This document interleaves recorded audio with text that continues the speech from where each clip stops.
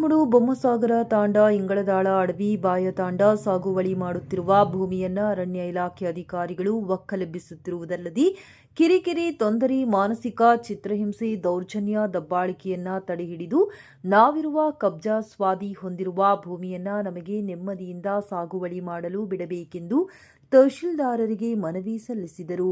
ವಿನಾಕಾರಣ ಅಧಿಕಾರಿಗಳು ಭೂಮಿಯಿಂದ ಹೊರಹಾಕಲು ನೋಟಿಸ್ ನೀಡಿರುತ್ತಾರೆ. ನಾವುಗಳು 65ರಿಂದ 70 ಸಾಗುವಳಿ ಮಾಡುತ್ತಾ ಬಂದಿರುತ್ತೇವೆ. ನಮ್ಮಗಳ ಹೆಸರಿನಲ್ಲಿ ಪಹಣಿ ಕಬ್ಜಾ ಇರುತ್ತದೆ. ನಮಗೆ ಭೂಮಿ ಬಿಟ್ಟರೆ ಬೇರೆ ಯಾವ ಜಮೀನು ಇರುವುದಿಲ್ಲ. ಆದ ಕಾರಣ ಅರಣ್ಯ ಇಲಾಖೆಯವರು ಯಾವುದೇ ಕಾರಣಕ್ಕೂ ನಮ್ಮ ಭೂಮಿಯನ್ನ ಸ್ವಾಧೀನಕ್ಕೆ ತೆಗೆದುಕೊಳ್ಳಬಾರದೆಂದು ಮನವಿ ಸಲ್ಲಿಸಲಾಯಿತು.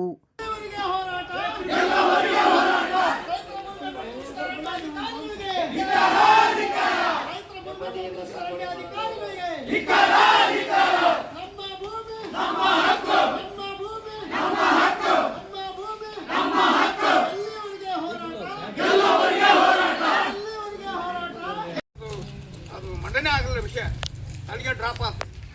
ಈ ವಿಷಯ ಮಂಡನೆ ಆಗ್ಬೇಕಂದ್ರೆ ಪ್ರತಿ ವಿಧಾನಸಭಾ ಕ್ಷೇತ್ರದ ಶಾಸಕರು ನಿಮ್ಮ ಅಳಲನ್ನು ಪ್ರಸ್ತಾಪ ಮಾಡಿ ಮುಖ್ಯಮಂತ್ರಿಗಳ ಹತ್ರ ಈಗ ಸುಪ್ರೀಂ ಕೋರ್ಟ್ ಆರ್ಡರ್ ಆಗೈತೆ. ಏನಂತ ಆಗೈತೆ ಸುಪ್ರೀಂ ಕೋರ್ಟ್? ಬಂಸಾರ್ ತಾಂಡ ಭೂಮಿ, ಕನ್ನಡಮಣ್ಣಿ ಸೀಮಿ, ಪರಾಪುರ ಸೀಮಿ, ಗಣಗಿರಿ ವಿಧಾನಸಭಾ ಕ್ಷೇತ್ರದಲ್ಲಿ ಬಡವರು ಏನು ಮಾಡ್ಕೊಂಡ್ರಲ್ಲ ಆ ಭೂಮಿ ತೆರವುಗೊಳಿಸಂತ ಆಗಿಲ್ಲ. ನೀವು ಅರಣ್ಯಾಧಿಕಾರಿಗಳಿಗೆ ಕೇಳಬೇಕು. ಸುಪ್ರೀಂ ಕೋರ್ಟ್ ಆರ್ಡರ್ ಆಗೈತಪ್ಪ, ಈ ಸರ್ವೆ ನಂಬರು ಸುಪ್ರೀಂ ಕೋರ್ಟ್ ಆರ್ಡರ್ನಾಗ ಐತೆ, ಭೂಮಿ ತೆರವು ಮಾಡ್ರಂತ ಐತೆ ಅಂತ ಕೈ ಹಿಡಿದು ಕೇಳ್ಬೇಕು. ಅಲ್ಲಿ ಬರಕ ಬಿಡ್ಕೊಡ್ಬಾರ್ದು. ಕಂದಾಯ ಇಲಾಖೆಯವರು ಸಪೋರ್ಟ್ ಮಾಡ್ಯಾರ. ನಿಮ್ಗೇನು ಪಾಣಿ ಮಾಡಿಕೊಟ್ಟಾರ, 50 ವರ್ಷದಿಂದ ಸಾಧ್ ಮಾಡ್ರಿ, ಎಲ್ಲ ಮಾಡ್ರಿ. ಆದರೆ ಸುಪ್ರೀಂ ಕೋರ್ಟ್ ಆರ್ಡರ್ ಏನಾಗಿದೆ? ನೂರಾರು ಎಕರೆ, ಸಾವಿರಾರು ಎಕರೆ ಈ ರಾಜ್ಯವನ್ನು ಆಳ್ತಕ್ಕಂಥ ಮುಖಂಡರದಾರಲ್ಲ ಅವ್ರ ಹೆಸರಲ್ಲಿ ಅದಾವ ಜಮೀನು, ಅಂಥವನ್ನ ತೆರವು ಮಾಡಲಿಕ್ಕೆ ಸುಪ್ರೀಂ ಕೋರ್ಟ್ ಆರ್ಡರ್ ಆಗೈತೆ. 1 ಎಕರೆ, 2 ಎಕರೆ, 3 ಎಕರೆ ಮಾಡಿರ್ತಕ್ಕಂಥ ಜಮೀನಿಗೆಲ್ಲ.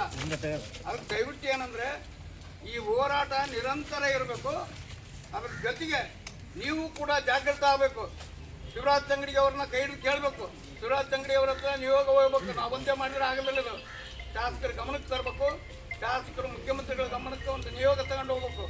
ಇವತ್ತು ಕನಗಿರಿಯಲ್ಲಿ ಅಷ್ಟೇ ಸ್ಟ್ರೈಕ್ ಮಾಡಿದ್ರೆ ಪೂಜೆ ನಮ್ಮ ಕೇಳೋದಿಲ್ಲ. ಯಾರು ಕಂದಾಯ ಲೆಕ್ಕ ತಗೊಂತಾರೆ, ಕಳಿಸ್ಬೇಕು ಅಂತಾರೆ, ಏನಂತ ಗೌರ್ಮೆಂಟ್ ಮಾಡ್ತಾರೋ. ಆದರೆ ಇದು ಗಟ್ಟಿ ಒಂದು ಶಕ್ತಿ ಬರ್ಬೇಕಂದ್ರೆ ನಿರಂತರ ಹೋರಾಟ ಆದಾಗ ಮಾತ್ರ ಅದು ಸಫಲ ಆಗ ಸಾಧ್ಯ. ಇಲ್ಲಾಂದರೆ ನಿಮ್ಮ ಜಮೀನು ಅವ್ರ ಪಕ್ಷನದಾಗ ಯಾವುದೇ ಅನುಮಾನ ಇಲ್ಲ. ದಯವಿಟ್ಟು ಏನಂದ್ರೆ ಇವತ್ತು ಪ್ರಾರಂಭ ಮಾಡಿದ್ವಿ 12ನೇ ತಾರೀಕು. ಇದು ನಿರಂತರ ಹೋರಾಟ ಇರಲಿ. ಈ ಹೋರಾಟ ಜಯವಾಗಲಿ.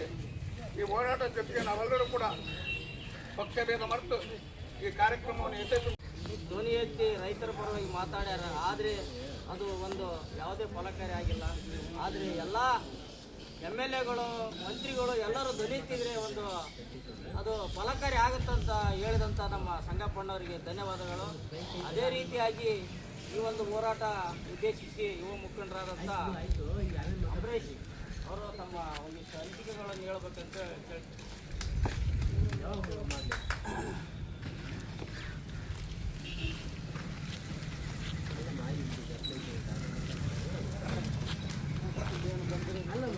ಎಲ್ಲ ನಮ್ಮ ರೈತ ಬಾಂಧವರಿಗೂ ಹಾಗೂ ಪೊಲೀಸ್ ಇಲಾಖೆ ಹಾಗೂ ಮೀಡಿಯಾದವರು ಎಲ್ಲರಿಗೆ ಧನ್ಯವಾದಗಳು ಹೇಳ್ತಾ, ನಮ್ಮ ಉದ್ದೇಶ ಒಂದೇ.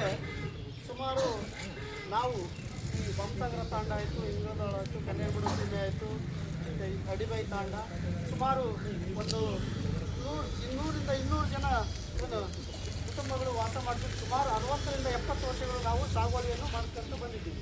ಅದಕ್ಕೆ ಸಾಗುವಳಿ ಚೀಟಿ ಇದೆ, ಮೊಟೇಷನ್ ಇದೆ, ಪಾಣಿ ಇದೆ, ಹಕ್ಕುಪತ್ರ ಇದೆ. ಎಲ್ಲ ರೀತಿಯಿಂದ ನಮಗೆ ಸರ್ಕಾರ ಅವಾಗೆ ಸುಮಾರು 70ರಿಂದ 80 ವರ್ಷದ ಅವಾಗೆ ನಮಗೆ ಸರ್ಕಾರ ಉಳಿಮೆಯನ್ನು ಮಾಡಿರಿ ಅಂತೇಳಿ ನಮಗೆ ಭೂಮಿಯನ್ನು ಕಬ್ಜೆ ಮಾಡಿ ಕೊಟ್ಟಿದ್ದಾರೆ. ಬಟ್ ಇವಾಗ ನಮ್ಮ ಉದ್ದೇಶ ಏನೆಂದರೆ, ನಮಗೆ ಆವಾಗಿನ ಕಾಲದಲ್ಲಿ ಸರ್ಕಾರ ನಮಗೆ ರೈತರಿಗೆ 3 ಎಕರೆ, 1 ಎಕರೆ, 2 ಎಕರೆ ಅಂತೇಳಿ ನಮಗೆ ಕೃಷಿ ಜೀವನಕ್ಕೆ ಬದುಕಲಿಕ್ಕೆ ಏನು ಭೂಮಿಯನ್ನು ಕೊಟ್ಟಿದ್ದಾರೆ, ಅದರ ವಿರುದ್ಧ ಈಗ ಫಾರೆಸ್ಟ್ ಡಿಪಾರ್ಟ್ಮೆಂಟ್, ಫಾರೆಸ್ಟ್ ಅಂದರೆ ಅರಣ್ಯ ಅಧಿಕಾರಿಗಳು ತಾವು ಒಂದು GPS ಮ್ಯಾಪ್ ಹಾಕ್ಕೊಂಡು ತಾವು ಏನು ಇದು ರೈತರ ಭೂಮಿ ನಮ್ಮ ಅರಣ್ಯ ಇಲಾಖೆಗೆ ಬರುತ್ತೆ ಅಂತೇಳಿ ತಾವೇನು GPS ಮ್ಯಾಪ್ ಹಾಕ್ಕೊಂಡು ಹೋಗ್ತಾ ಇದ್ದಾರೆ. ಅದ್ರ ವಿರುದ್ಧ ನಾವು ಹೋರಾಟ ಮಾಡ್ತಾ ಇದ್ದೀವಿ. ಇದು ಇಲ್ಲಿಗೆ ನಿಲ್ಲಲ್ಲ ನಮ್ಮ ಹೋರಾಟ. ಇದು ನಾವು ಜಿಲ್ಲಾ ಮಟ್ಟ ಹಾಗೂ ತಾಲೂಕು ಮಟ್ಟ ಮಾಡಿದ್ದೀವಿ. ನೆಕ್ಸ್ಟ್ ಜಿಲ್ಲಾ ಮಟ್ಟ ಮತ್ತು ರಾಜ್ಯ ಮಟ್ಟ ಹಾಗೂ ಸ್ಥಳೀಯ ಶಾಸಕರ ಗಮನಕ್ಕೂ ತರ್ತೀವಿ. ನಮ್ಮ ರೈತ ಬಾಂಧವರನ್ನು ಎಲ್ಲರೂ ಕರ್ಕೊಂಡು ನಾವು ಆ ನಿಯೋಗಕ್ಕೆ ಕರ್ಕೊಂಡು ಎಲ್ಲರೂ ಕರ್ಕೊಂಡು ನಾವು ಸೀದಾ ನಾವು ಮಾನ್ಯ ಶಾಸಕರ ಗಮನಕ್ಕೂ ತರ್ತೀವಿ. ಇಲ್ಲಿಗೆ ನಮ್ಮ ಎರಡು ಮಾತನ್ನು ಮಾತಾಡಿಕೊಂಡು ಕೊಟ್ಟಿದ್ದಕ್ಕೆ ಎಲ್ಲರಿಗೂ ರೈತ ಬಾಂಧವರಿಗೂ ಎಲ್ಲರಿಗೂ ಧನ್ಯವಾದಗಳು.